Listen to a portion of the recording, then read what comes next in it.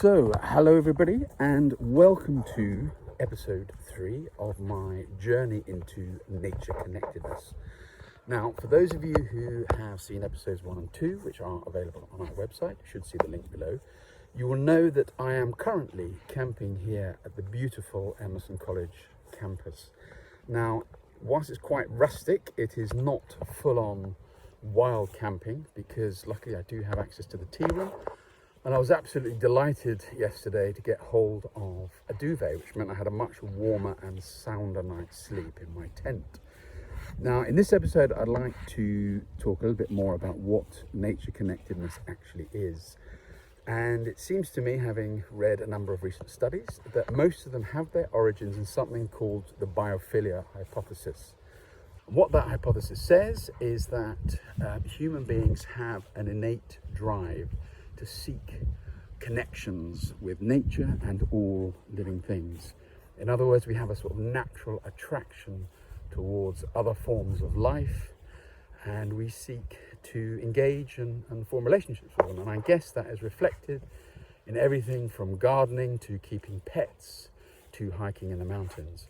And since that hypothesis was developed, psychologists have put it to the test. And one way you can do that is to measure nature connectedness using psychometrics, that is, self-assessment questionnaires. And what that research has shown is that there seem to be at least 3 sub-elements to nature connectedness. The first is referred to as self, that is the connectedness as an aspect of identity. And you see statements in the survey which read something like, nature is an important part of who I am. I feel a great kinship with nature, so there's a sort of relationship connection element to that self sub-factor.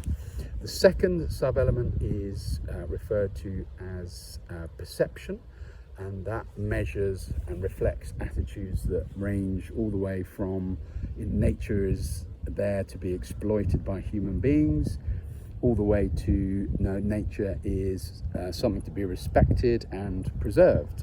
And the third sub-element is referred to as nature experience, and that's all about how much people like being out in the natural world, in the wilderness.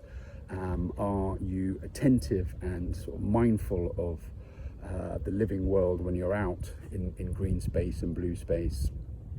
And what kind of impact does it have on you? Do you feel revitalized and refreshed after some time in nature?